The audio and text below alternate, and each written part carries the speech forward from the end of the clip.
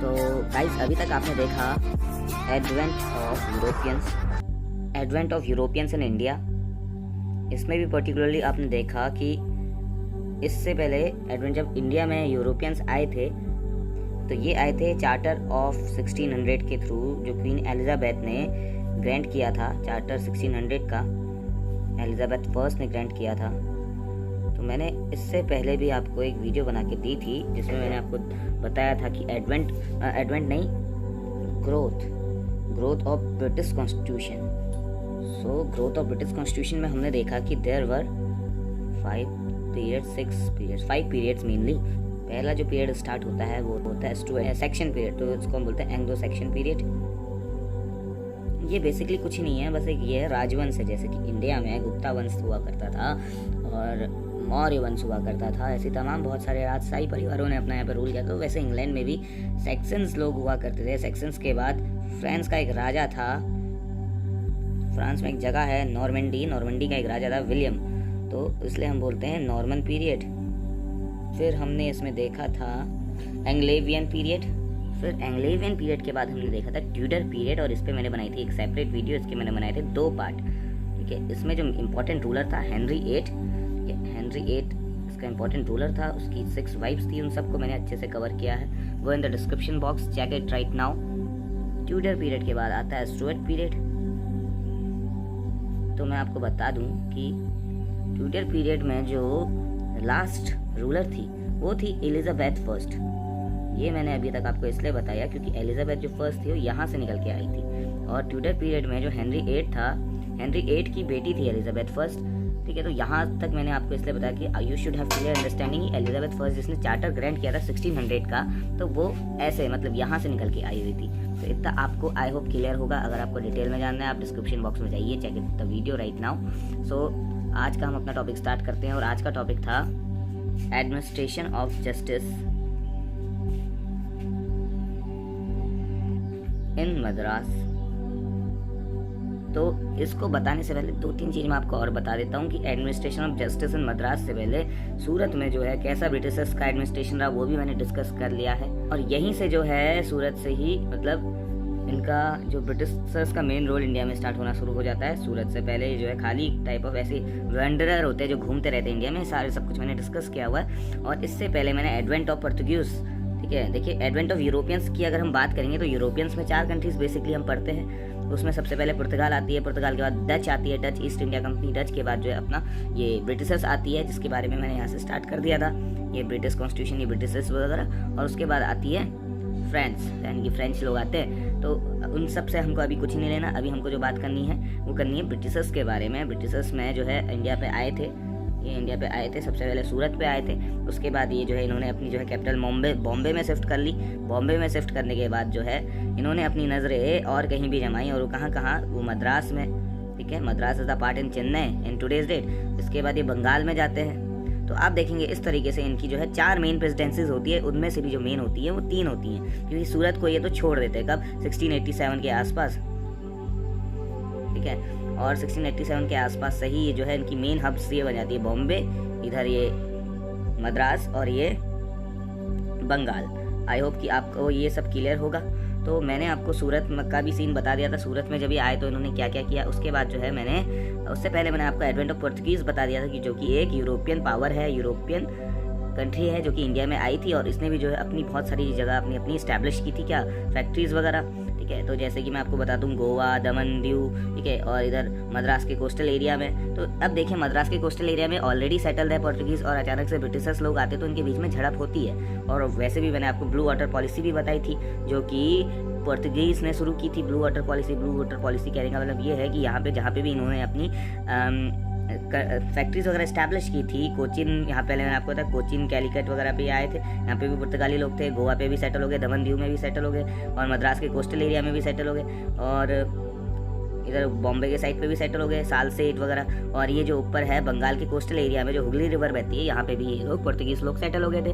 तो इस कारण जो है इन्होंने ब्लू वाटर पॉलिसी चलाई, जिसका मतलब ये था कि जितनी भी कोस्टल एरिया है इसके साइड पे, बॉम्बे से लेके इधर वेस्ट बंगाल के कोस्टल एरिया पे, तो इस सब में इनका अपना डोमिनेंस रहता था। ये चाहते थे कि कोई भी दूसरी यूरोपियन पावर या कोई भी दूसरा बंदा यहाँ पे ना आए, और जो कुछ भी हम यहाँ से ट्रेड कर रहे हैं ये सीधा हमारे डायरेक्ट कंट्रोल में हो, और जो भी एडवांटेज हो वो हमको हो, वो कोई दूसरा ना उठा ले उसका फ़ायदा। तो ये जो है इस तरीके की पॉलिसी इन्होंने अपनाई थी, और इसी पॉलिसी के चलते इनके बीच में झड़प भी होती है।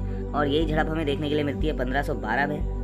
1512 में कौन सा मैंने आपको बताया था वो आप नीचे कमेंट सेक्शन में बताइए मुझे। 1512 में एक बैटल हुआ था पुर्तगालियों और अंग्रेजों के बीच में, जिसमें पुर्तगाली हार गए थे, अंग्रेज जीत गए थे, और इस वजह से जो यहाँ के शहंशाह खुश हो गए थे जहांगीर, और तब जाके इनको अपनी फैक्ट्री यहाँ पे स्टैब्लिश करने की इजाज़त दे दी थी। ये भी मैंने आपको सब डिटेल में बताया। अगर आपको नहीं पता है तो आप नीचे 2-3-4 वीडियोस हैं, उसको जाके अभी देख लीजिए, आपका कॉन्सेप्ट एकदम बहुत ज़्यादा क्लियर हो जाएगा।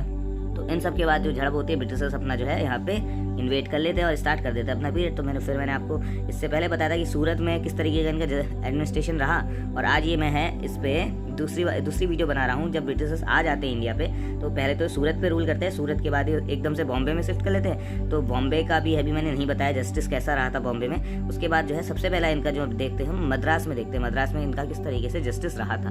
ठीक है, सो जब मद्रास में हम इनका जस्टिस देखेंगे तो इसको हम 3 पार्ट्स में देखते हैं, 3 टाइम पीरियड में देखते हैं। सबसे पहला 1639 से लेके 1665 पहला पीरियड।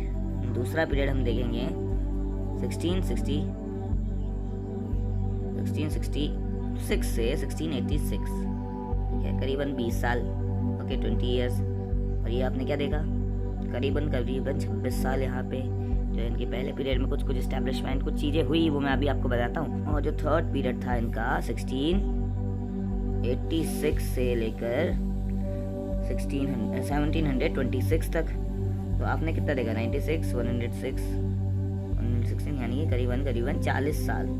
तो ओवरऑल आप देखोगे 40, 50, 60, 86 ईयर्स तक जो है इनका सेटलमेंट जब यहाँ पे सूरत पर रहता, मद्रास पर रहता है, तो ये बहुत कुछ यहाँ पर करते हैं। और यहाँ पे जस्टिस यानी कि जो है जुडिशियल सिस्टम में भी बहुत सारे चेंजेस देखने के लिए मिलते हैं। सो गाइस पेन हो गई है फिनिश, आई थिंक सो, कोई इश्यू नहीं है। गाइस एक बात मैं आपसे दिल से कहना चाहता हूँ, अगर आपको ये वीडियो देख के समझ में आ रही है तो please like, share and channel को सब्सक्राइब करना ना भूलें, साथ में बेल आइकन भी प्रेस कर दी। ठीक है गाइस, सो अब डायरेक्टली चलो शुरू करते हैं इसके फर्स्ट फेज में। इसका जो फर्स्ट फेज है administration of justice in Madras का, वो है 1639 से लेकर 1665 तक। इस फेज में होता क्या है मैं आपको ऐसे डिटेल में, मतलब पहले ऐसे छोटे से संक्षेप में बता देता हूँ। यहाँ पे जो जस्टिस होता है ना, उस समय administration of justice was in extremely poor state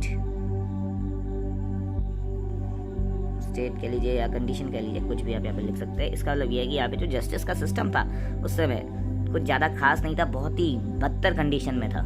किसी को भी उठा के बिना कोई ट्रायल किए, बिना कोई प्रूफ लिए, बिना कोई एविडेंस के जो है खाली बस अपनी सोच और समझ के हिसाब से यहाँ पे इनको एडमिनिस्ट्रेशन किया जाता था जस्टिस का। ये आप समझेंगे थोड़ा सा डिटेल पर।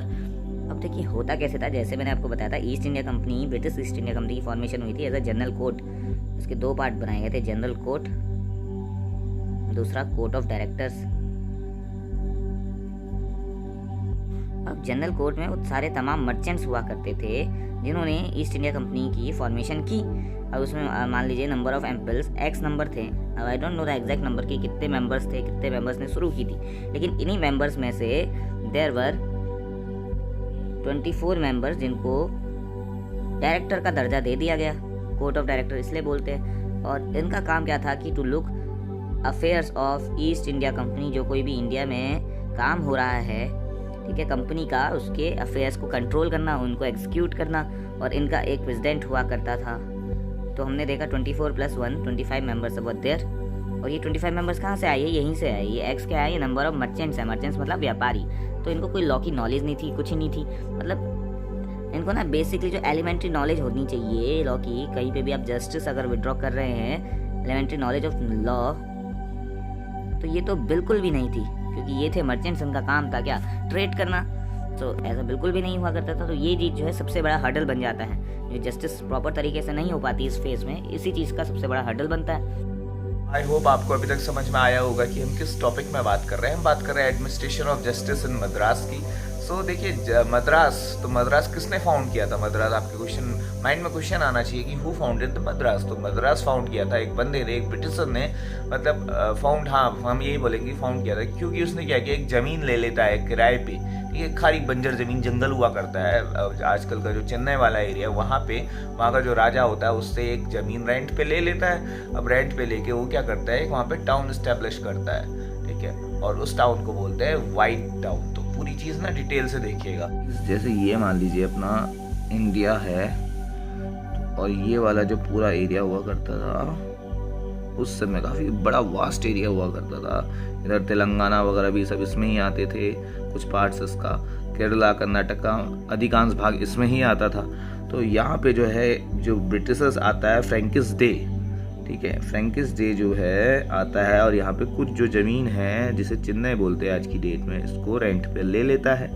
कोस्टल एरिया पे होती है, और ऐसा है कि यहाँ पे जो इसके आसपास जो लोग रह रहे होते हैं, नेटिव इंडियंस यहीं के इंडिया के रहने वाले होते हैं। गांव होता है, गांव का नाम होता है मसूलीपट्टनम, ठीक है, ध्यान से सुनिएगा।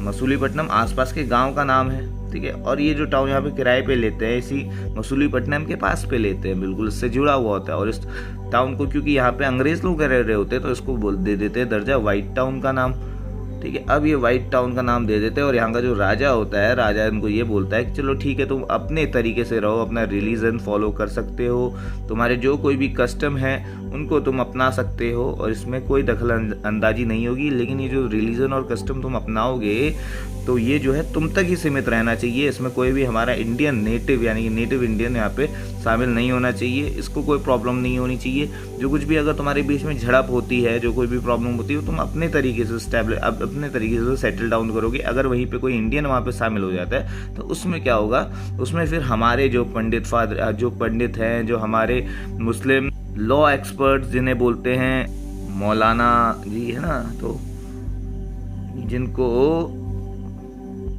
कुरान की बेहद अच्छी एक्सट्रीम नॉलेज होती है, तो ये सब इनके अकॉर्डिंग जो है यहाँ पे चलेगा इनका जजमेंट। बट एक्चुअल में समय के साथ साथ जो है राजा इन चीज़ों को भूल जाता है, और बाद में क्या कहने लगता है वो मैं अभी आपको बताऊंगा।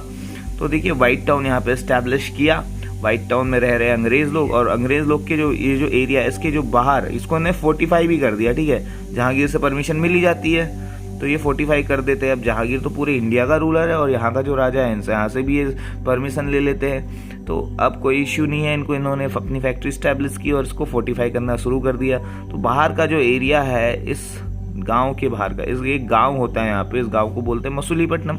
मसूलीपट्टनम वाला जो एरिया है उसको बोला जाता है ब्लैक टाउन। तो आपने देखा फर्स्ट फेज में क्या होता है, एस्टैब्लिशमेंट ऑफ 2 टाउन्स। ये पढ़ना बेहद ज़रूरी है, क्योंकि आज का जो हम जुडिशियल सिस्टम देखते हैं यहीं कहीं से ये रिलेट करता है। क्योंकि अगर ये यहाँ ना आए होते तो ऐसा कुछ नहीं होता, हम यहाँ पढ़ नहीं रहे होते, आप ये वीडियो देख नहीं रहे होते, आपको एग्ज़ाम की टेंशन नहीं होती, और बहुत सारी तमाम चीज़ें हैं जो यहाँ पर नहीं हो रहा होता। आप जज नहीं बनना चाहते, बहुत सारी बातें, बहुत सारे फैक्टर्स हैं, या फिर आप वकील नहीं बनना चाहते, या फिर आप यूपीएससी की तैयारी नहीं कर रहे होते। खैर दैट इज़ अनदर थिंग। तो हमने देखा कि there establish 2 towns, white town and black town. Black town में रहते हैं नेटिव इंडियंस, जो कि बिल्कुल इससे पास पे है। कहाँ से पास पे? ये व्हाइट टाउन से पास में। और इस पूरे एंटायर यानी कि combination of black town, white town, तो इसको क्या कहा जाने लगा? इसको कहा जाने लगा मद्रास, ठीक है, समझ रहे हैं? हाँ, इस मद्रास को फाउंड किया 1639 में। यानी कि ये जो यहाँ पे व्हाइट टाउन एस्टैब्लिश की, सबसे पहले जो जमीन खरीदी रेंटल लैंड, वो किसने खरीदी? वो उसका नाम था फ्रैंसिस डे। तो ये जो है ब्रिटिशर हुआ करता था, अंग्रेज हुआ करता था, जिसने यहाँ पे आके ज़मीन खरीदी और 1639 में एस्टैब्लिश कर दिया व्हाइट टाउन। उसको फोर्टिफाई किया। उसके बाहर जो लोग रहते थे, क्योंकि they were black in colour comparatively to Britishers, उनका रंग थोड़ा सा काला हुआ करता था, कहाँ अंग्रेज और कहाँ हम इंडियंस, तो वही वाली चीज़ है। आपने देखा कि there establish a town called white town, जिसके बाहर से ब्लैक पीपल्स यानी कि हम इंडियन नेटिव्स रहते थे, तो इसलिए उसे कहा जाने लगा ब्लैक टाउन। और इन दोनों के ही कॉम्बिनेशन को क्या कहा जाने लगा, इन दोनों के ही कॉम्बिनेशन को मद्रास कहा जाने लगा। एक चीज आपको माइंड में क्लियरिटी रखनी है कि मसूलीपट्टनम वो जगह थी जहाँ पे हम इंडियंस यानी कि इंडियन नेटिव्स ऑलरेडी रहते थे, ठीक है। तो यहाँ पे जो रहते थे, और कुछ ऐसा नहीं है कि जहाँ पे व्हाइट टाउन इन्होंने एस्टैब्लिश किया इसके अंदर नहीं रहते थे, मतलब इसके अंदर भी रहते थे, ठीक है। सो ये जो कॉम्बिनेशन हो गया इन दोनों का, अधिकांश लोग ब्लैक टाउन में रहते थे, तो इन दोनों का कॉम्बिनेशन हो गया मद्रास। तो आई होप कि आप सबको इतना समझ में आ रहा होगा कि मद्रास सिटी कैसे बनी, ठीक है। तो जो चेन्नई है, बेसिकली चेन्नई में आपको पता है कि ज़्यादातर लोग हिंदी नहीं बोलते ज़्यादा। अगर आप कभी जाएंगे तो you will be come to know, you will be having a struggle of language conflict, language barrier. Hindi तो वहाँ पे बोली नहीं जाती, अदर दे स्पीक तमिल और अदर दे अंडरस्टैंड इंग्लिश। तो इन दोनों लैंग्वेज में आपको बात करनी पड़ेगी, आपको समझ में आएगा। मैं पर्सनली गया हूँ तो I can easily understand what type of language barrier is there. तो ओवरऑल मद्रास सिटी को एस्टैब्लिश करने का श्रेय किसको जाएगा, फ्रैंकिस डे को जाएगा। तो एग्जाम पॉइंट ऑफ व्यू से काफी इंपॉर्टेंट क्वेश्चन है, आप नोट कर सकते हैं, आप अपने दिल और दिमाग में बिठा सकते हैं। फ्रैंकिस डे 1639 को जो है मद्रास का एस्टैब्लिशमेंट हुआ ऑफिशियली। कहानी को थोड़ा आगे और बढ़ाते हैं। आपने देखा 1639 में Francis Day acquired a piece of land from the local raja क्या इसको नवाब बोल लीजिए, ठीक है, दोनों एक ही चीज है। फिर इसने अपना दूसरा स्टेप यहाँ पे क्या किया, ही कंस्ट्रक्टेड, कौन, फ्रैंकिस डे, ही कंस्ट्रक्टेड अ बिल्डिंग, इसने एक बिल्डिंग बनाई जिसका नाम था, बिल्डिंग बनने के बाद उसका नाम रखा गया सेंट जॉर्ज। फिर इसको इसने ही फोर्टिफाइड इट, यानी कि अपने बिल्डिंग के चारों तरफ बिल्डिंग बनानी शुरू कर दी, मतलब बाउंड्री बनानी शुरू कर दी, ही फोर्टिफाइड इट। और इसका नाम पड़ गया, अब भाई फोर्ट, फोर्टिफाइड यानी किलेबंदी कर दी, तो उसके लिए बोला जाने लगा फोर्ट सेंट जॉर्ज। तो आई होप कि इतना आपको समझ में आ रहा होगा। तो लाइक शेयर सब्सक्राइब करना ना भूलें। अब मैंने आपको ये भी चीज बताई थी कि विलेज ऑफ मद्रासपट्टनम या मछलीपट्टनम विलेज, इस फोर्ट सेंट जॉर्ज के पास पे एक गांव हुआ करता था, उसका नाम था village of Madraspattinam, was near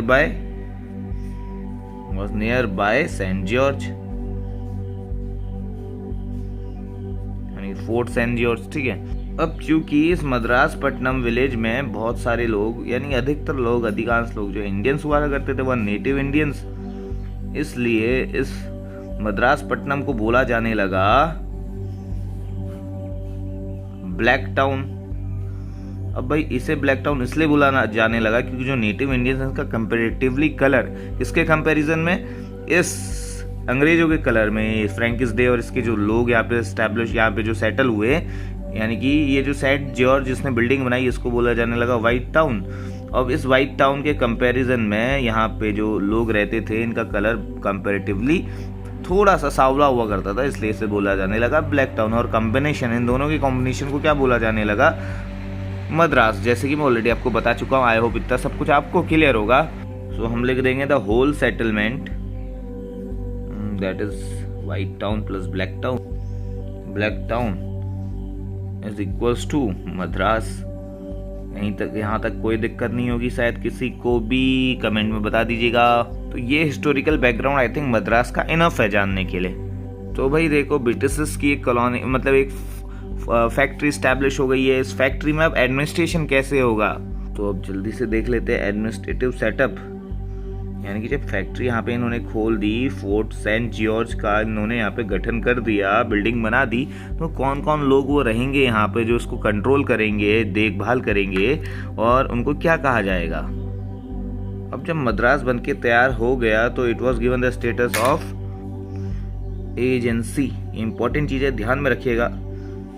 यानी कि जब मद्रास बन के तैयार हो गया तो ब्रिटिशर्स की नजरों में ये एक एजेंसी टाइप की हो गई, यानी कि इसको ये लोग ब्रिटिशर्स लोग एजेंसी बुलाने लगे। और इस एजेंसी की हेड को ये बुलाने लगे एजेंट, जो कि बाद में तब्दील हो गया गवर्नर में। अभी नहीं, अभी जो फर्स्ट फेज है इसमें ये एक एजेंसी की तरह काम कर रही है। जैसे कि हम देखते हैं कि हम बहुत सारी एजेंसी होती है, बहुत सारी चीजों में डील कर रही होती है, जैसे कि पेप्सी की एजेंसी है, लेस की एजेंसी है, और बहुत सारी तमाम चीज़ें हैं। गैस सिलेंडर की एजेंसी है, इनका काम क्या होता है, एक पर्टिकुलर चीज़ को मतलब डिस्ट्रीब्यूट करवाना लोगों पर। तो वैसे ये जो एजेंसी यहाँ पे इन्होंने ब्रिटिशर्स की एजेंसी थी, तो ये इसका काम भी जो गुड्स एंड सर्विसेज जो यहाँ पे थे, या मतलब कार्डमम, इलायची वगैरह, कॉफ़ी, तो ये सारी चीज़ें ये ट्रांसपोर्ट करते थे इंग्लैंड में, तो इसलिए इनको बोला जाने लगा एजेंट। आई होप कि ये सारा जो चीज़ आपको समझ में आ रहा होगा, ये पूरा का पूरा फंडा आपका क्लियर हो गया होगा कि क्या हुआ करता था। क्योंकि मैंने बहुत सारी वीडियोस देखी है, बहुत सारे टीचर्स को देखा है पढ़ाते हुए, लेकिन किसी ने इतने डिटेल में आपको नहीं समझाया होगा।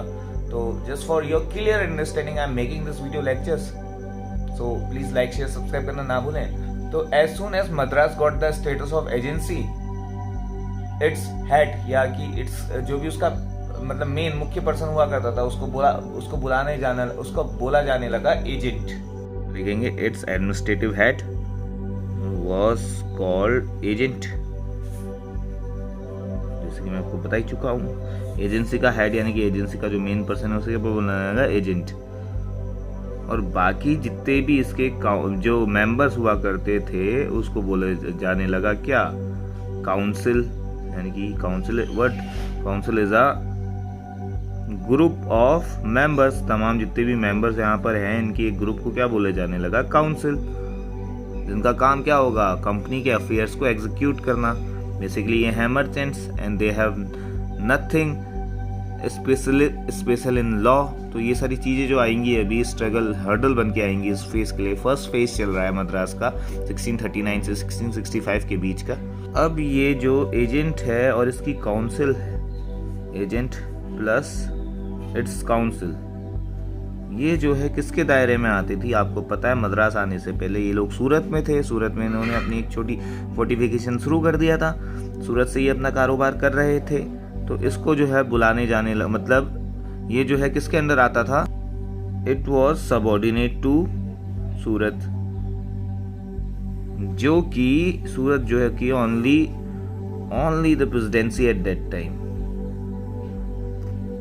आपको पता होना चाहिए कि जो सूरत से प्रेसिडेंसी शिफ्ट की वो 1687 में की, लेकिन टाइम पीरियड मैंने आपको क्या बताया अभी, इसका टाइम पीरियड जो हम देख रहे हैं first phase of administration of justice in Madras, वो है 1639 से लेके 1665।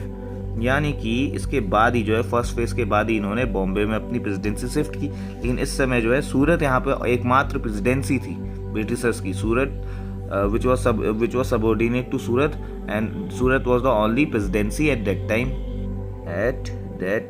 I hope इतना आपको समझ में आ रहा होगा।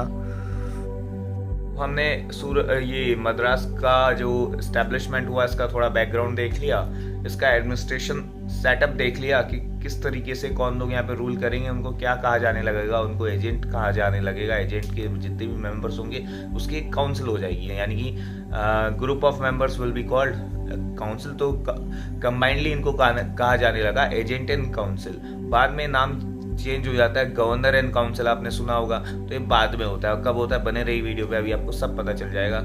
जो है हम देखेंगे जुडिशियल सिस्टम कैसा था मद्रास पर फर्स्ट फेज में, ये मैं आपको ऑलरेडी बता चुका हूँ कि जिनको कोई भी नॉलेज वगैरह थी नहीं, अब तो क्या खाक जुडिशियल सिस्टम होगा। तो कुछ इंपॉर्टेंट पॉइंट देख लेते हैं यहाँ पर। Judicial system dispensed by agent in, basically guys ये जुडिशियल सिस्टम की जगह अगर इसे मैं जस्टिस बोल दूं, यानी कि जस्टिस, ठीक है, justice was dispensed by agent and its council to inhabitants, यानी कि इनहेबिटेंट्स मतलब जो भी व्हाइट टाउन पे रह रहे हैं। जब हम फर्स्ट फेज की बात करेंगे व्हाइट टाउन ब्लैक टाउन, यानी बेसिकली मद्रास की बात करेंगे ना स्टार्टिंग में, तो हम व्हाइट टाउन और ब्लैक टाउन को माइंड में पक्का रखेंगे। तो व्हाइट टाउन के इनहेबिटेंट्स कौन होंगे, यानी कि यूरोपियंस होंगे। तो ये जो जस्टिस देते थे, डिस्पेंस करते थे, जैसे कि राजा ने भी बोला था कि तुम जो है अपने लोगों में अपना सारा जो कुछ भी चलाओगे अपने लोगों तक सीमित रखोगे उसको। तो यही चीज़ मैं यहाँ पे आपको बता रहा हूँ कि justice was dispensed by agent and its council to inhabitants of white town. ठीक है, अभी देखिए इसमें ब्लैक टाउन इंक्लूड नहीं हो रहा है। अभी ब्लैक टाउन वाला जो दायरा है वो से राजा और राजा के जो भी लोग रहते हैं हिंदू और मुस्लिम मिक्स, तो उसको कौन देखेगा वहाँ पे, या तो कोई Hindu expert, Hindu law expert देखेगा, कोई पंडित वगैरह, या फिर कोई मुस्लिम लॉ एक्सपर्ट देखेगा, जिसको क्या बोलते हैं मौलाना जी और ये सब ना जो भी टर्म्स होते हैं। देखिए है क्या कि ऐसा था कि मतलब क्राइम्स तो हो जाते थे। अब कोई छोटे मोटे केस होंगे, किसी ने किसी को डंडे से मार दिया, किसी का सर फाड़ दिया, किसी का मुंह तोड़ दिया, तो उस सब को तो आपस में संभाल देते थे, क्योंकि इनको इतनी ज़्यादा एमिनेंट नॉलेज थी नहीं नॉलेज की, और अपने जो है समझदारी के हिसाब से ये लोग वहाँ पे अपना जुडिशियल डिसीजन दे देते। लेकिन क्या हो कि अगर कोई किसी का मर्डर कर दे तो उस टाइम पे ये लोग क्या करेंगे, तो उस टाइम पे ये लोग काफ़ी घबरा जाते थे, और जब घबरा जाते थे तो ये अपना डिसीजन दे नहीं पाते थे, क्योंकि रह रहे किसी दूसरे के क्षेत्र में, और अगर इसने ऐसा कोई डिसीजन दे दिया, किसी को मार मुड़ दिया, तो फिर भैया राम ही मालिक है। तो ये लोग क्या करते थे कि अपना जो कुछ भी मतलब डिसीजन लेने से पहले ये लोग जो अपनी बात पहुंचाते थे जनरल कोर्ट में पहुंचाते थे, ठीक है, और वहां पे यानी कि कंपनी को, बेसिकली ईस्ट इंडिया कंपनी के पास भेज देते थे ये बात। और उस टाइम पे ईस्ट इंडिया कंपनी के पास कोई भी ऐसी बात भेजनी यानी कि बहुत टाइम लगना, ठीक है, और बहुत टाइम लगना क्योंकि उस समय ऐसी कोई ट्रांसपोर्ट, कोई कम्युनिकेशन की फैसिलिटी थी नहीं। तो ये सारी चीज़ें आपको समझनी है। अब हम देखेंगे कि इन हैंडलिंग सीरियस केसेस कहने का मतलब है क्रिमिनल केसेस, ठीक है। क्रिमिनल होता है, एक सिविल होता है। सिविल केसेस तो देख ही लेते थे। क्रिमिनल केसेस के मामले में जैसे कि वो हाई नेचर का क्रिमिनल केस हो गया, जैसे कि मर्डर वगैरह हो गया, तो ये उस केस को रेफर कर देते थे जो भी अथॉरिटी होती थी इंग्लैंड पर।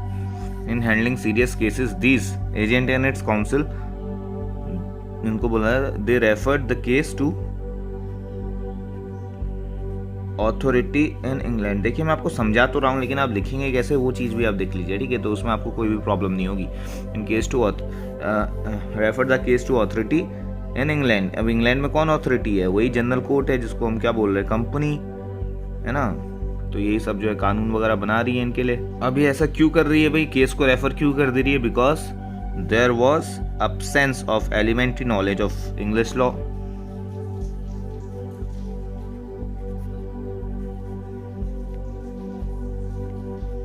ओके, देखिए मोस्ट इम्पॉर्टेंट रीज़न तो ये हो गया कि एलिमेंट्री नॉलेज थी नहीं इंग्लिश लॉ की इनको, तो इसलिए जो केस है वो रेफ़र कर देते थे कहाँ पे, इंग्लैंड पर। अब देखिए इंग्लैंड पर केस रेफ़र करना इतना आसान तो नहीं है कि आज भेजा और कल मेल के थ्रू पहुँच गए भाई, ऐसा ऐसा हो रहा है यहाँ पे। मेल सिस्टम तो है नहीं अभी, ठीक है, फ़ोन सिस्टम तो है नहीं, फ़ोन क्या है 1 मिनट में उनकी इन्फॉर्मेशन पहुँच गई, नहीं है कुछ भी। तो जो यहाँ पे कम्युनिकेशन जो सिस्टम था, कम्युनिकेशन वॉज अ बैरियर, ठीक है, कम्युनिकेशन वॉज अ बैरियर। तो ये जो चीज़ थी, ये चीज़ इनके लिए काफ़ी स्ट्रगल लेके आती थी जस्टिस को डिस्पेंस करने में, क्योंकि अगर ये कोई डिसीज़न इंग्लैंड से लेना चाहते हैं और इंग्लैंड तक जब बात पहुंचेगी तो बहुत सारा लंबा समय हो जाएगा, जो कि जस्टिस, क्विक जस्टिस के लिए बढ़िया नहीं है। सो हम लिख देंगे communication in those days took a long time. इसका एविडेंस भी है, वो एविडेंस भी मैं आपको बताऊंगा। एक पर्सन होता है बहुत हफ्तों तक जेल में सड़ा रहता है, ही रोटन इन द जेल, वो चीज़ अभी आगे डिस्कस करेंगे। सेकंड हम इसमें लिख देंगे एडमिनिस्ट्रेशन ऑफ जस्टिस, क्योंकि हम फर्स्ट फेज की बात कर रहे हैं तो फर्स्ट फेज में कुछ इंपॉर्टेंट पॉइंट्स लिखना बहुत अनिवार्य है। तो administration of justice became dilatory and unsatisfied. जो मैं आपको पॉइंट्स लिखा रहा हूँ ना, काफ़ी important points from exam point of view, ये अगर आप लिख देते you will B securing a good marks. तो इसके बाद होता क्या है कि अब जब देखिए व्हाइट टाउन में जो कुछ भी हो रहा है, इनने अपने जो जुडिशल सिस्टम है अपने अकॉर्डिंग ये झेल रहे हैं और इंग्लैंड में पहुंचा रहे हैं बात, अगर कोई ऐसा कोई क्रिमिनल केस हो जाता है तो। लेकिन क्या वहाँ पे ब्लैक टाउन के लिए क्या सिस्टम होगा? अब देखिए ब्लैक टाउन यानी कि जहाँ पे नेटिव इंडियंस रहते हैं, वहाँ पे अगर ऐसी कोई प्रॉब्लम होती है तो मैंने आपको ऑलरेडी बताया था, लेकिन फिर समय के साथ साथ यहाँ पर एक कोर्ट का एस्टेब्लिशमेंट होता है जिसे बोलते हैं चॉल्ट्री कोर्ट। ध्यान दीजिएगा, चॉल्ट्री कोर्ट। तो ये चॉल्ट्री कोर्ट काय के लिए है? ये है बेसिकली ब्लैक टाउन के लिए, यानी कि नेटिव इंडियंस के लिए। अब बेसिकली इसका जो हेड हुआ करता था, जो जज हुआ करता था, हम ये बोल देंगे, उसको बोलते थे अधिकार। अधिकार को अगर हम और बोल लीजिए मुखिया, ओके।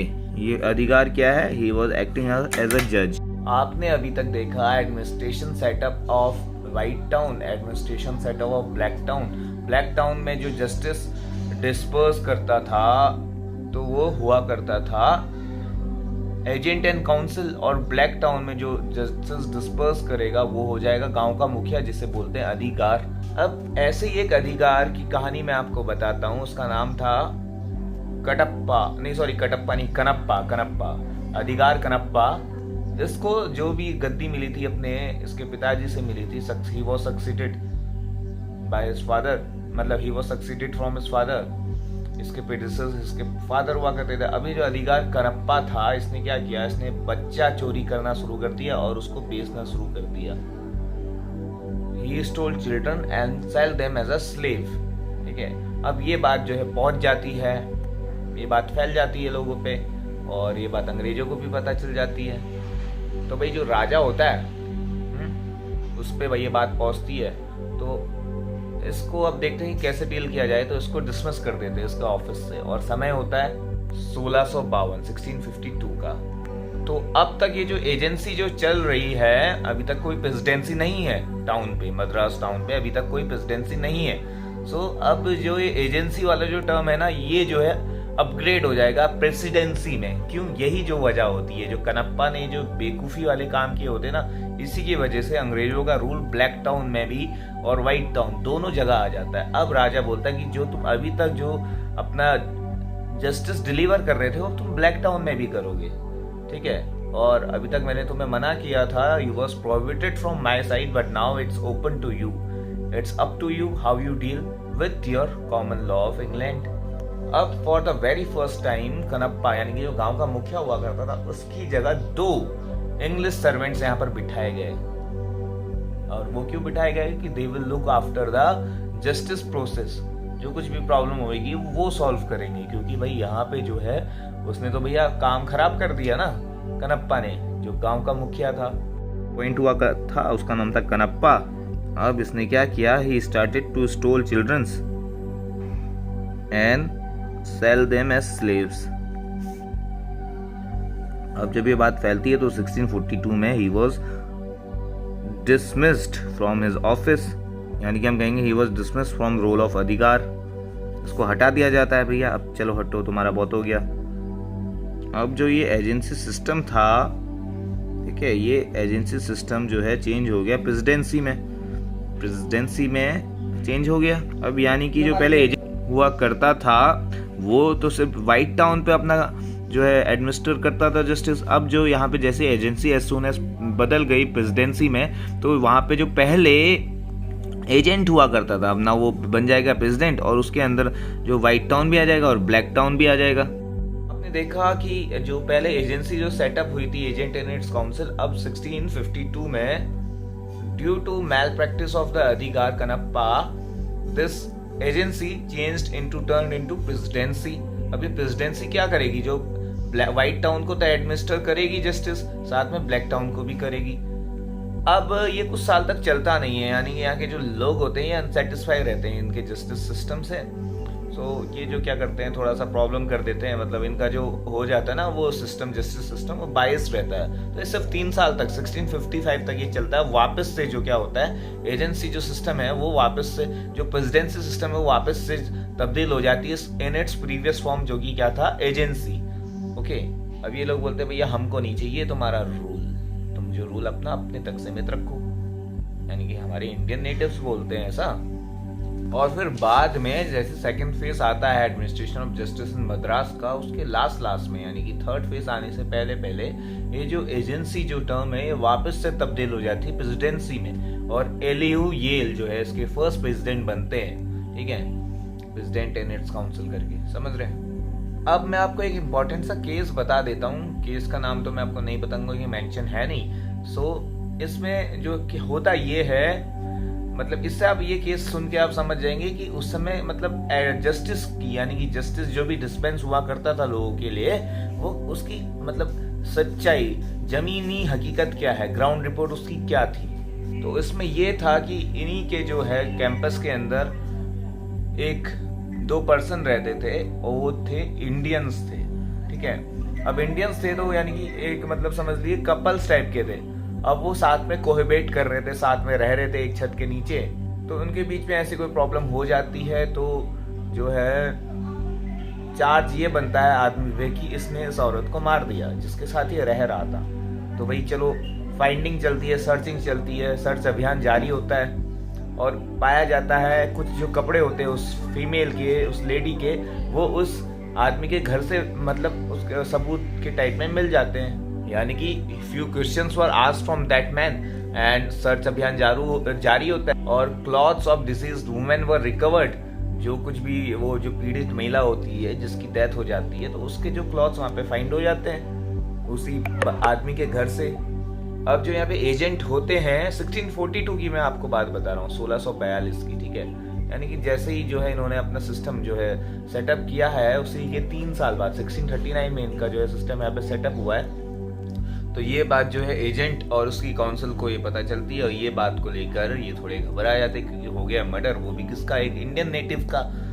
अब ये बात जो है ये राजा तक पहुंचाते हैं कि राजा ऐसा हो गया, अब क्या किया जाए। तो वही राजा यहाँ पे बोल देता है कि चलो हो तो गया है, इसे तुम अपने तरीके से झेलो, अपने इंग्लिश लॉ में जो कुछ भी इसकी पनिशमेंट मिलती है तुम दे दो, मैं कुछ नहीं कहूँगा, मुझे कोई ऐतराज नहीं है।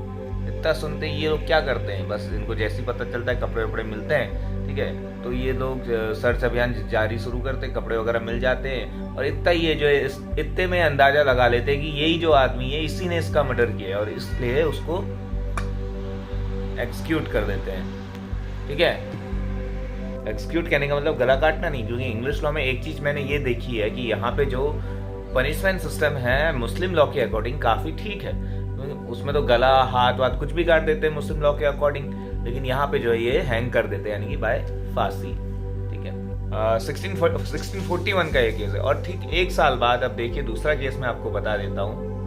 पहला वाला केस आपने देखा इंडियंस का, दूसरा वाला केस 1642 में आप देखेंगे यूरोपियन का केस, यानी कि ब्रिटिश और पुर्तगीज का, क्योंकि उस समय जो है दोनों पावर्स यहाँ पे मेन हुआ करती थी, पुर्तगाली और ब्रिटिशर्स अंग्रेज। अब हुआ ये कि एक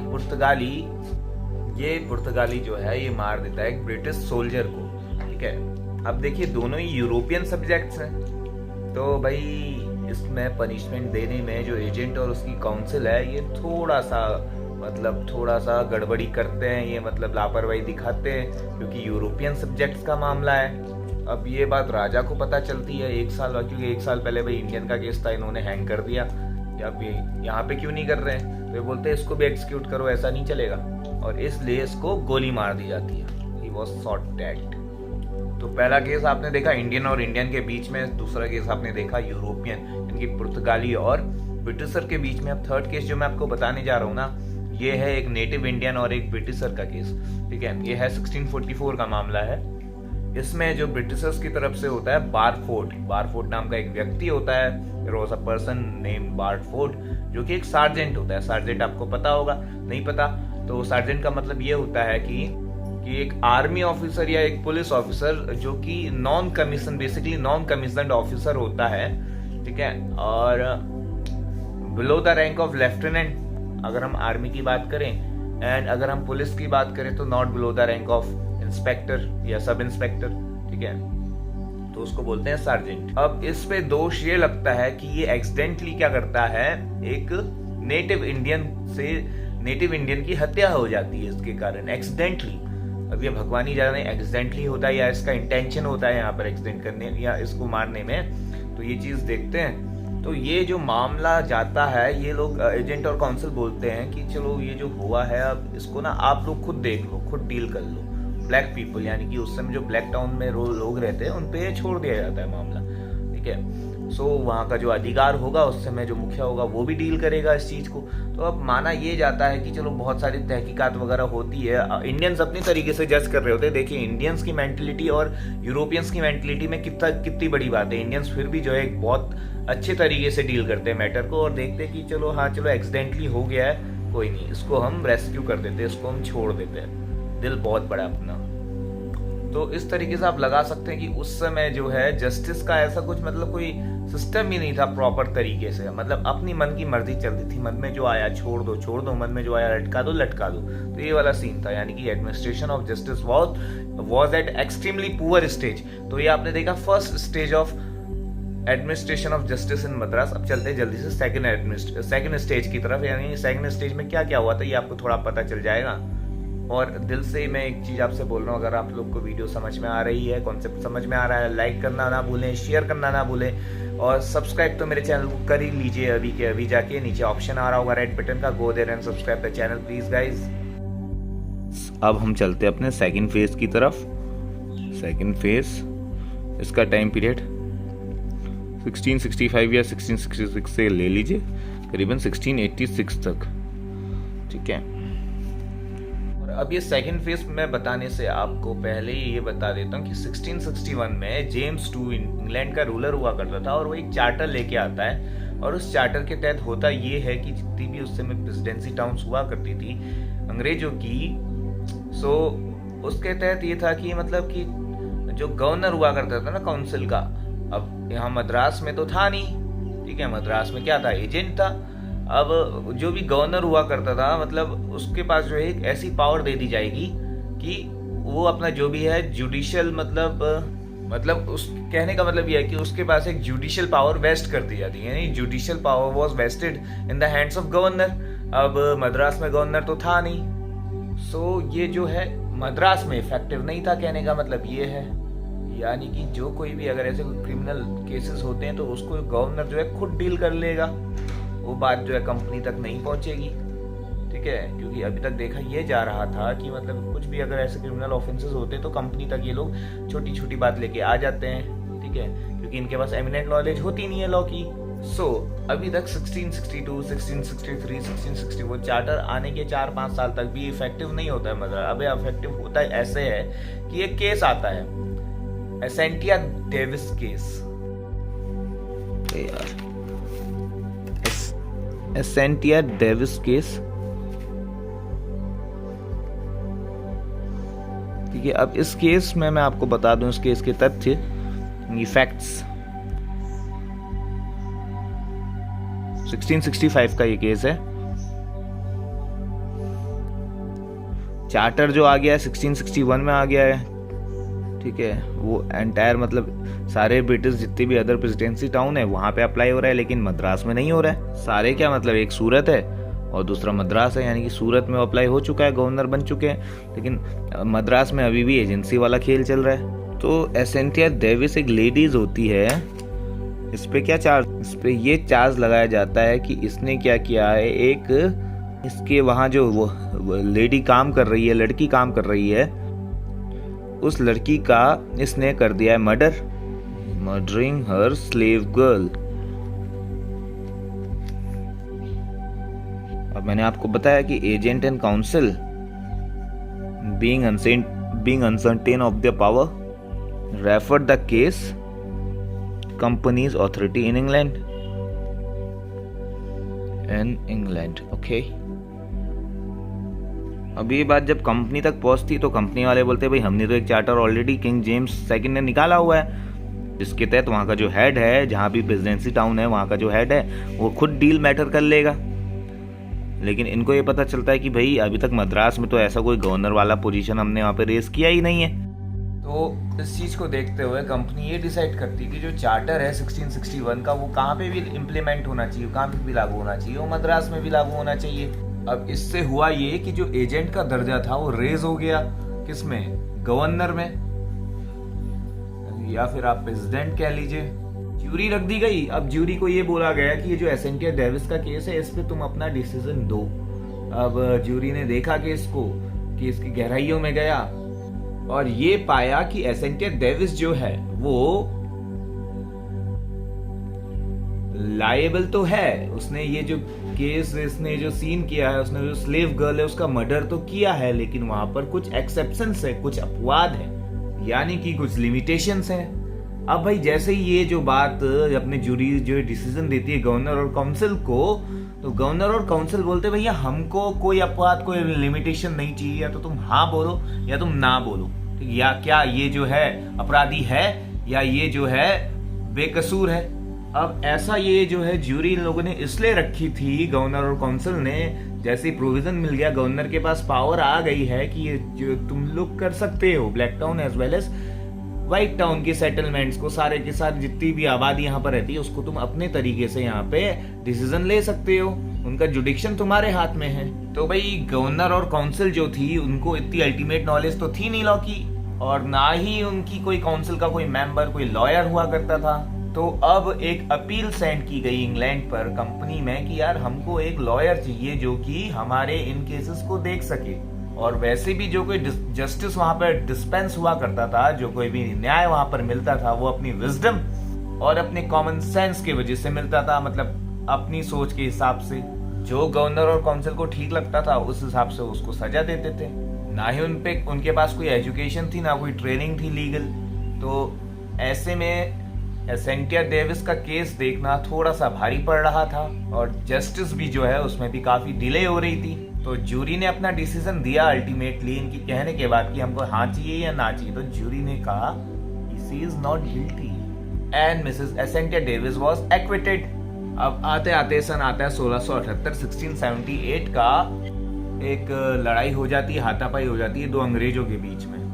तो अंग्रेज जो कि जिसका मर्डर किया होता है, जिसने किया होता है, उसको 31 महीने जो है जेल में सड़ना पड़ता है। He was rotted for 31 months. तो ये हम देख सकते हैं वो इसलिए होता है क्योंकि उस समय अगर ऐसा कुछ मर्डर वाला केस था, जैसे कि मैं ऑलरेडी आपको बता चुका हूं, तो केस सीधा कहाँ जाता था, अंग्रेजों पे जाता था।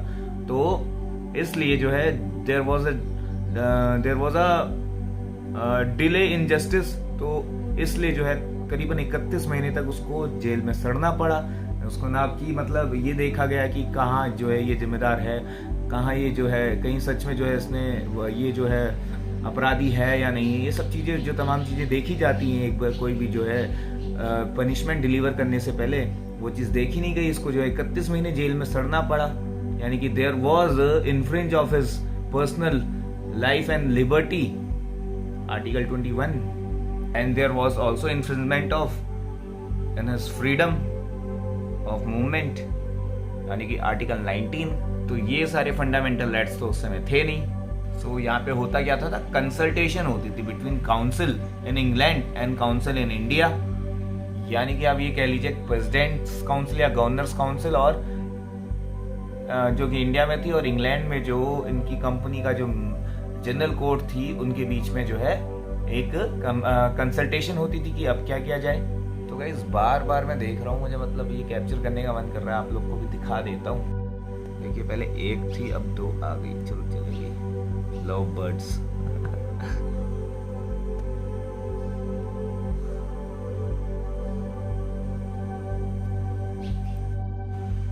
जाती हो क्यों, जल्दी है क्या, इसकी वाली से छोड़ के चले गई गाइस। ओवरऑल कोई डिस्ट्रैक्शन नहीं। तो आपने देखा पहले कि दो इंग्लिशमैन के बीच में कन्फ्लिक्ट हो जाती है और एक का मर्डर हो जाता है, तो उसको कन्फाइन कर दिया जाता है 31 महीनों के लिए, फॉर द 31 महीने, फॉर द 31 मंथ्स। उसके बाद फिर एक जो है एक केस और आता है पुर्तगाली और उसके एक ब्लैक सर्वेंट, जो उसका सर्वेंट होता है जो कि एक ब्लैक क्रिश्चियन होता है। तो पुर्तगाली अपने उस ब्लैक क्रिश्चियन यानी कि अपने सर्वेंट की जो है मर्डर कर देता है, तो उसको भी कन्फाइन कर लिया जाता है। ठीक है, सो ये वाली चीज़ आप देखोगे, और उसको भी कन्फाइन कर लिया जाता है, उसको भी जेल में सड़ना पड़ता है बिना कोई तहकीकात किए कि एक्चुअल वजह क्या थी, क्या कोई सेल्फ डिफेंस में मारा गया था या फिर ऐसे क्या कोई प्राइवेट डिफेंस लिया गया था, ऐसा कुछ। वहाँ पे जस्टिस सिस्टम जो है काफ़ी बेकार होता है। सो ये जो दोनों केसेस हैं पुर्तगाली और अंग्रेज वाला, ये क्या है, एक डेप्लोरेबल स्टेट बताता है कि यार जस्टिस जो है अपनी जो उस सीमा पे काम नहीं कर रहा है, यानी कि जैसे कि एक जस्ट स्टेट होना चाहिए वैसे यहाँ पे बिल्कुल भी जस्टिस नहीं डिलीवर हो रही, कोई जस्टिस यहाँ पे अच्छे से डिस्पेंस हो ही नहीं रही, यानी कि काफ़ी डिप्लोरेबल स्टेट यहाँ पे जस्टिस की दर्शाई जाती है इन दो केसेस के द्वारा।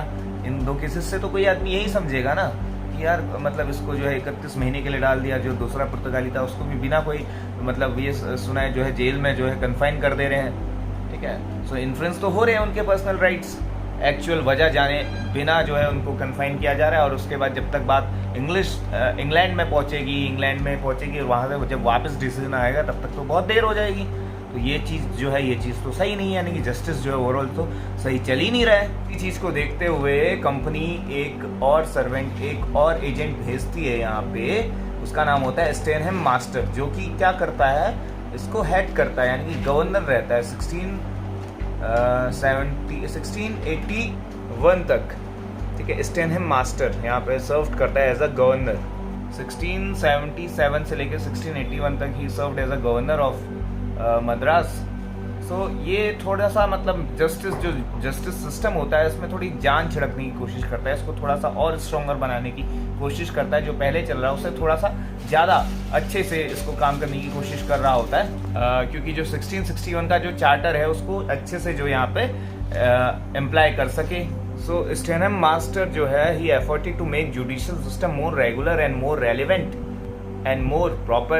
अब यहाँ पे एक कमेटी स्टैब्लिश होती है स्टेनहम मास्टर के अंडर, और ये डिसाइड किया जाता है कि अब जो भी है जस्टिस प्रॉपर तरीके से यहाँ पे डिस्पेंस होगा, हफ्ते में 2 बार डिस्पेंस होगा, और सब सुनवाई हफ्ते में 2 बार की जाएगी, यानी कि 2 days in a week, and वो भी with the help of jury of 12 mens. अब ये जो पूरा इनका यहाँ पे सिस्टम था, ये जो 12 मेंस की ज्यूरी थी और जो हफ्ते में 2 दिन ये जो जस्टिस डिलीवर कर रहे थे, इस पूरे ऑर्गेनाइजेशन को इन्होंने नाम दिया हाई कोर्ट ऑफ जुडिकेचर। तो गाइस नोट करने वाली बात है, हाई कोर्ट ऑफ जुडिकेचर जो है एस्टैब्लिश हुआ इस दौरान 1678 के आसपास। तो डेट है 27 मार्च 1678। तो यहाँ पे जो जस्टिस में थोड़ा सा रिफॉर्मेशन हुआ, ब्लैक टाउन के जस्टिस में भी और व्हाइट टाउन के जस्टिस में भी combinedly. So high court of judicature इसको नाम दिया गया, जिसको आप अदरवाइज ये भी बोल सकते हैं court of governor and council. और जो चौल्ट्री कोर्ट थी, जो कि इंडियन जो वहाँ पे पर्सन हुआ करते थे, नेटिव इंडियंस, उनके केस देखा करती थी, उसको भी थोड़ा सा रीऑर्गेनाइज किया 1687 पे 1678 पे।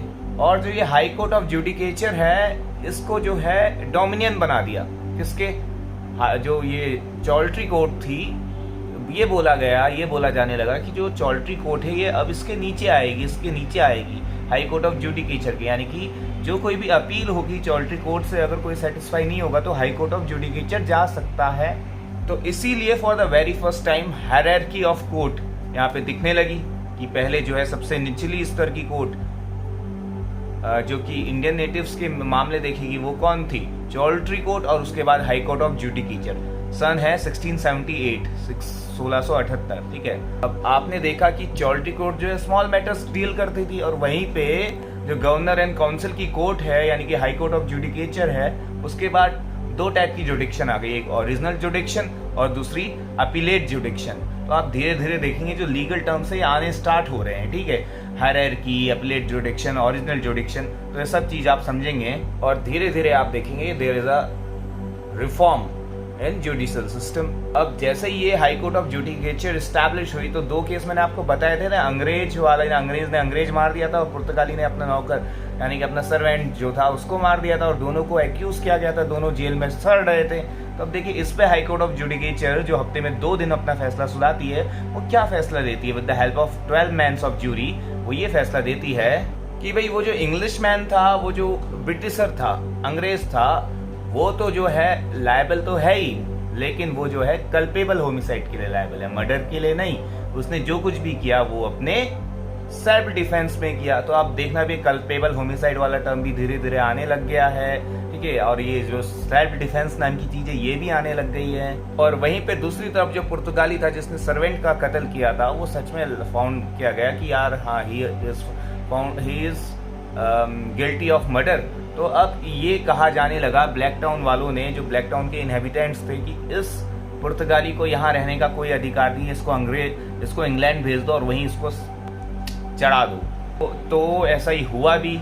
सो जो इनहेबिटेंट्स थे मद्रास में, जो पुर्तगाली लोग थे, उन्होंने बोला कि यार ये हमारे नाम को खराब कर रहा है पुर्तगाली, इसको भेज दो इंग्लैंड, इसकी यहाँ कोई जरूरत नहीं है, इसको जो भी तुम्हें पनिशमेंट देनी होगी ये सब वहीं देना है। यानी कि हाई कोर्ट ऑफ जुडिकेचर में एक पिटीशन गई। अब ये पिटीशन वाला टर्म भी यहाँ पे धीरे धीरे आपको देखने के लिए मिल रहा है। तो कैसे आप देखेंगे कि धीरे धीरे जो है जुडिशरी इंडिया में जो है, बेसिकली मद्रास में सेकंड स्टेज में जो है धीरे धीरे रिफॉर्म कर रही है। तो आई होप कि आपको फर्स्ट फेज और सेकंड फेज समझ में आया होगा। तो 1685 तक काफी कुछ बदलाव हो चुका था सेकंड फेज तक। अब जो बारी आई थर्ड फेज की 1686 से लेकर 1726 तक। तो ये third phase of administration of justice in Madras और ये लास्ट स्टेज है। इसके बाद वीडियो को करेंगे दी एंड। अब देखिए कि चार्ल्स सेकंड ने एक और चार्टर प्रोवाइड किया है 1683 पर, और आप इसी चार्टर में देखेंगे, इसी चार्टर के तहत आप देखेंगे कि एक एमिनेंट जूरिस्ट इंडिया भेजा जाता है, मद्रास में भेजा जाता है, जो काफ़ी मतलब लर्नड होता है, सिविल नॉलेज, जिसको सिविल लॉ की काफ़ी नॉलेज होती है, ठीक है, मतलब लॉ की एक लॉ का ज्ञाता होता है, तो उसको भेजा जाता है। उसका नाम होता है जॉन बिक्स। अब सारी मतलब हर हद तक सारी चीज़ें देखी जाती है, और ये भी देखा जाता है कि यार क्राइम्स तो सिर्फ लैंड पर हो नहीं रहे हैं, हाई सीज पर भी क्राइम हो रहे हैं, तो उनके लिए अब क्या प्रोविजंस निकालें? उनको कौन देखेगा? चौल्ट्री कोर्ट देखेगी, हाई कोर्ट ऑफ जुडिकेचर देखेगा, है ना। तो इसलिए जो ये थर्ड फेज है इंपॉर्टेंट हो जाता है, यहाँ पे गठन होता है एडमिरल्टी कोर्ट का। तो अब आप हायरार्की देखना, choultry court, court of judicature, high court of judicature, और उसके ऊपर एडमिरल्टी कोर्ट। एडमिरल्टी कोर्ट के अंदर सारा जुडिक्शन आ जाएगा, लैंड का as well as high seas, जो भी क्राइम कमिट होते हैं समुद्र में, समुद्री सीमा में, तो वो सब भी कौन देखेगा? Admiralty court. अब इस एडमिरल्टी कोर्ट का एक हेड पर्सन होगा और 2 और उसके साथ में मेंबर होंगे, और वो जो हेड पर्सन है उसको जो है एमिनेंट नॉलेज होनी चाहिए सिविल लॉ की, बेसिकली सिविल लॉ की, ठीक है, क्योंकि जो ये अपना मैरीटाइम वाला जो सेक्टर है सारा, ये इंटरनेशनल उसमें आ जाता है। और वैसे भी बहुत सारी चीज़ें यहाँ पे देखने को मिलती है, जैसे किसी ने किसी का जो है जहाज जो है कैप्चर कर दिया, जहाज में जो है किसी को मार दिया, मर्डर कर दिया, सारी जो क्राइम्स होती हैं हाई सीज में होती हैं। अब जैसे ही जो थर्ड फेज आने लगा, तो यहाँ पे जितने भी केसेस रहे हैं वो डिसाइड किए जाने लगे इक्विटी के बेसिस पे, यानी कि सारे जो है इक्वल है। सो आप लिख देंगे कि cases were decided according to equity in third phase, और दूसरा पे लिखेंगे कि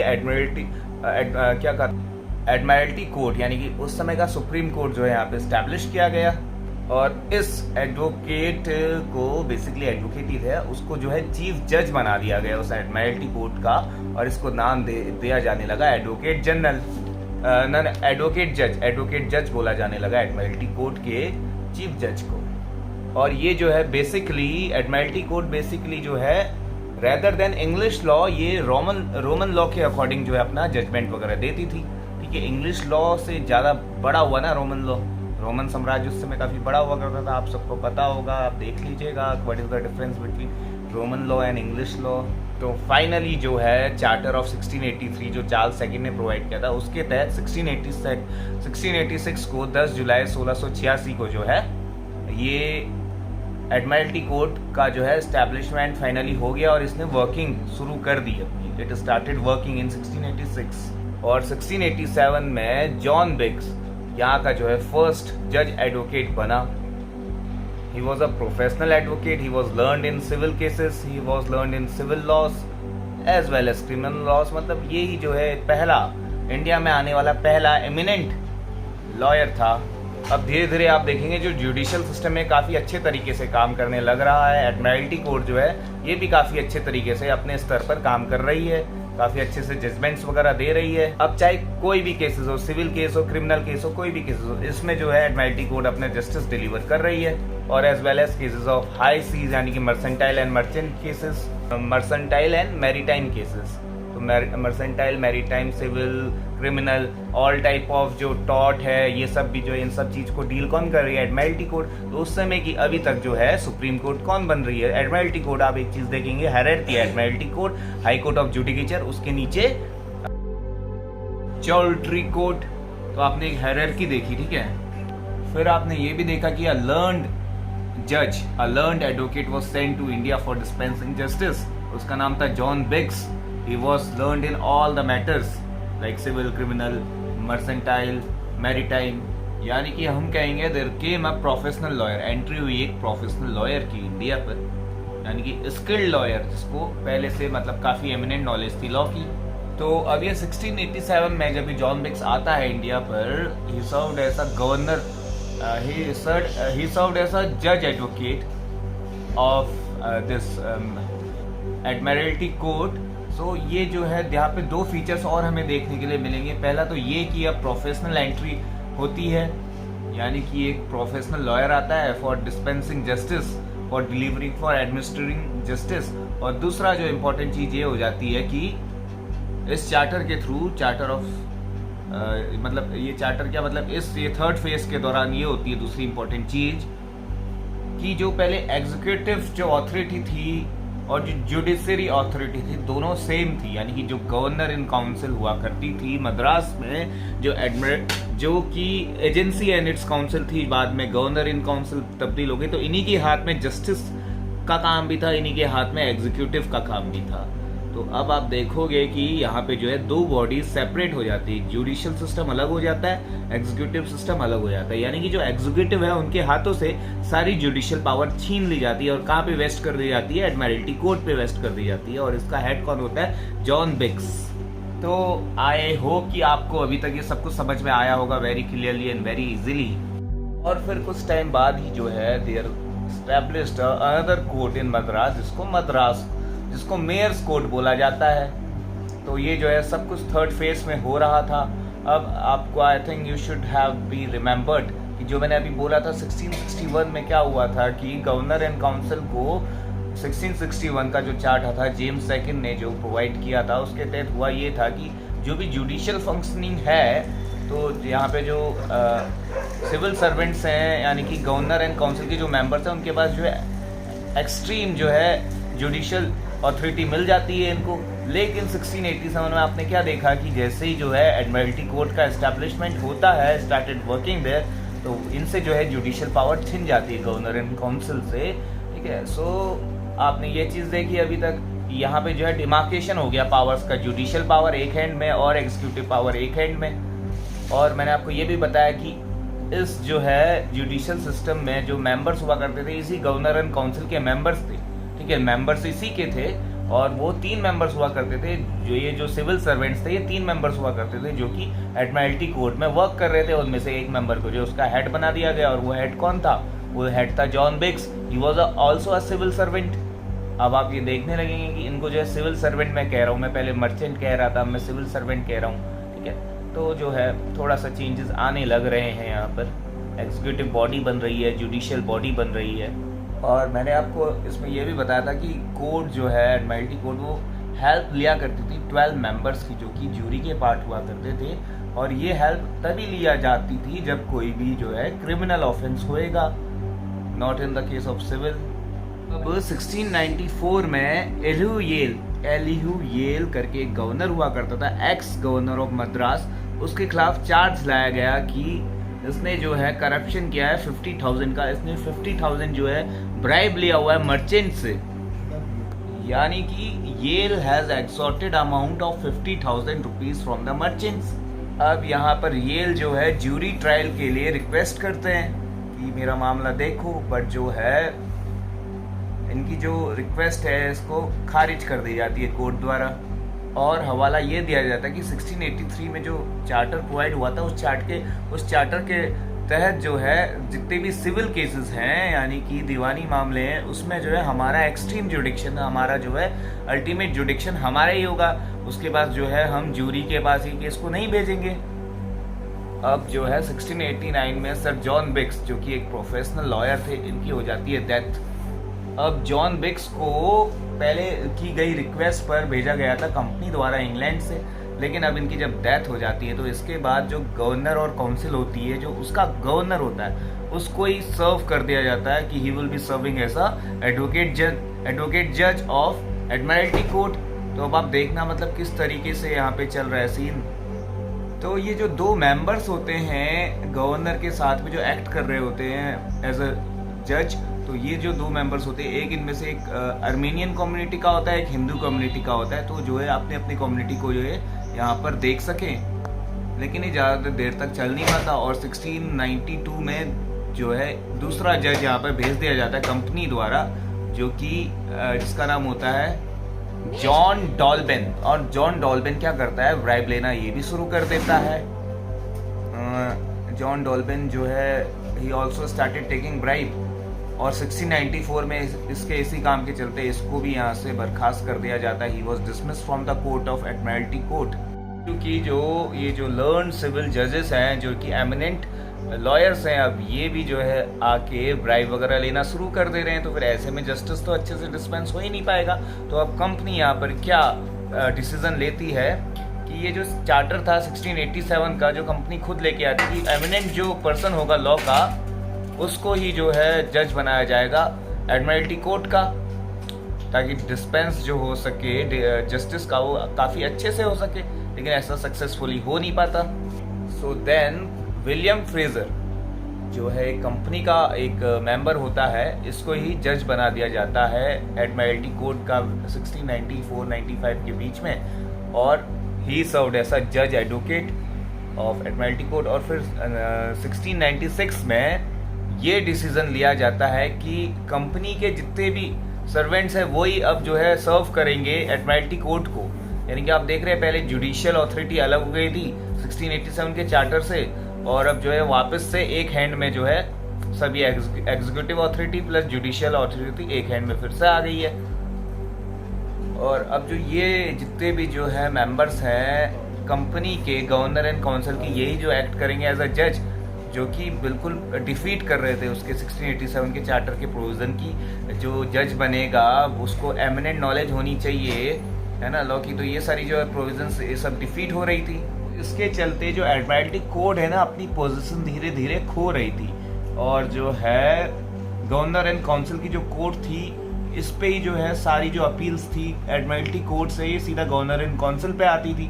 तो आप ये देखेंगे कि जो हायरार्की है थोड़ा सा चेंज होके, पहले एडमिरल्टी कोर्ट जो है वो सबसे ज़्यादा हायरार्की पोजीशन पे थी, अब जो है वापस से गवर्नर एंड काउंसिल की जो कोर्ट है ये आने लगी हायरार्की पे। यानी कि इस पे जो डिसीजंस आते थे ये डिसीजंस ये डिलीवर करती थी, यानी कि जो भी अपील होती थी एडमिरल्टी कोर्ट से धीरे धीरे इस पे आने लगे। वो ऐसा इसलिए क्योंकि एडमिरल्टी कोर्ट पे जो प्रोविजन दिया था 1687 पे की जो लर्न जज होगा, जैसे जॉन बिग्स था, तो वैसे उसकी तरह कोई सेटलमेंट में कोई दूसरा पर्सन था ही नहीं। तो इसलिए धीरे धीरे एडमिरल्टी कोर्ट ने जो काम करना थोड़ा स्लो हो गया, और जो है एक टाइम ऐसा आया, एक पॉइंट ऐसा भी आया जब एडमिरल्टी कोर्ट जो है एकदम से मतलब जो है सीज हो गई।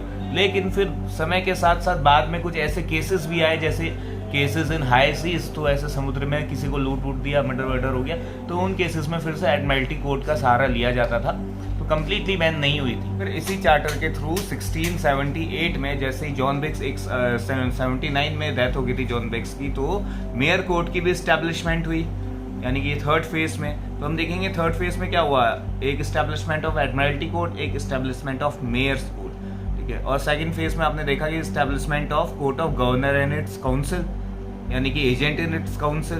तो ये सारी चीज़ें हैं। तो आई होप कि आपको ये पूरा जो है समझ में आया होगा कि administration of justice in Madras. तो अगली वीडियो में हम देख लेंगे कि जो ये था मेयर्स कोर्ट, तो ये कैसे काम करती थी, इसके क्या प्रोविजंस थे, ये भी देख लेंगे, क्योंकि वीडियो की लेंथ हो रही है काफ़ी लंबी। तो तब तक के लिए करते हैं बाय गाइस, मिलते हैं नेक्स्ट वीडियो पे। आई होप आप सबको पसंद आया होगा। लाइक शेयर और सब्सक्राइब करना ना भूलें।